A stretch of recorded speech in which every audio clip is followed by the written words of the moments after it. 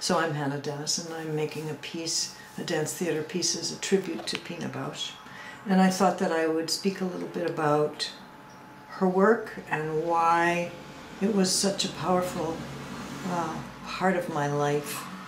So when she died, and I decided I needed to make a piece in response to the fact that she was gone,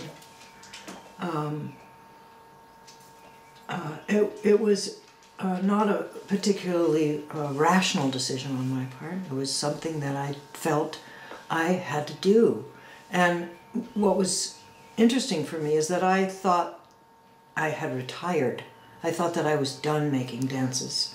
And her death just sort of flung me out of my quiet life, and in a way it insisted that I do this piece. And in some ways this piece is for me, and an opportunity for me to share with the audience and with the dancers who this person was, and reveal a little bit of her influence on choreographers around the world and her way of working. And then it's also, for me, it has become important for me to be able to highlight the dance community in this state, because when I went to look for dancers, I was surprised and delighted that there were so many who were really skilled and capable living here. When I had retired or quit in 2001, the community was smaller. So this is an opportunity to show audience members who's out there as far as dancers go, and who are teaching and who are making work and being part of their community and contributing to their community. In 1983, in December, I went to Germany, and it's something really challenging to be able to put into words what it felt like to see this work. And I had seen a number of choreographers before that, and been studying dance for a bunch of years, but nothing had hit me as deeply and as thoroughly as her work. And I've been thinking a lot about it and why that is, and it was almost like it struck some sort of memory from long ago, the images and the way that people moved, and the arenas of subject matter that they dove in and out of, and the things that they had on stage. It all just felt to me like one large memory of childhood, or maybe even, before that, I don't know. I do know that in my childhood I spent a lot of time playing outside, and I had imaginative friends.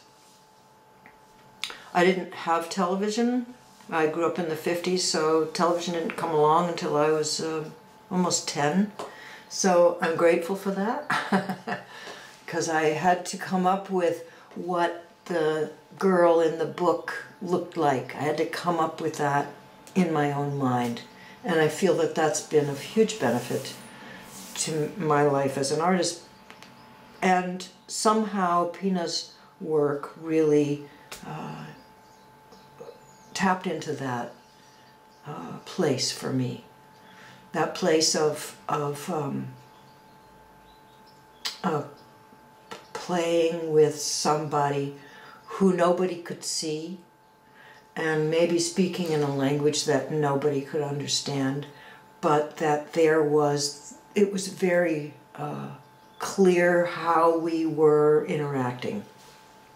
Something about it, I don't know, just curious to me. Because when she died, I was again experienced this really profound sense of loss and sadness at her passage. And again, revisited what was it about her work that so riveted me and changed me. So when I decided I needed to make a piece in response to her death, I knew that there were going to be some elements, some structures that I would use. For instance, the relationships between people, the way in which we keep doing something over and over again, even if it's fruitless and it gets us nowhere. The sort of struggle of being human, the ways in which we can get physically exhausted if we keep doing something over and over again. And then things like, I chose the space that I'm working in because of its size, but also because it has a dirt floor, and most of her work I saw it had either dirt on the floor or water on the floor or sod on the floor. Rarely was it just a straight-on wood dance floor. Or at least the pieces that I saw, it was rare. And there'll be furniture in this piece, as there's furniture in a lot of her pieces.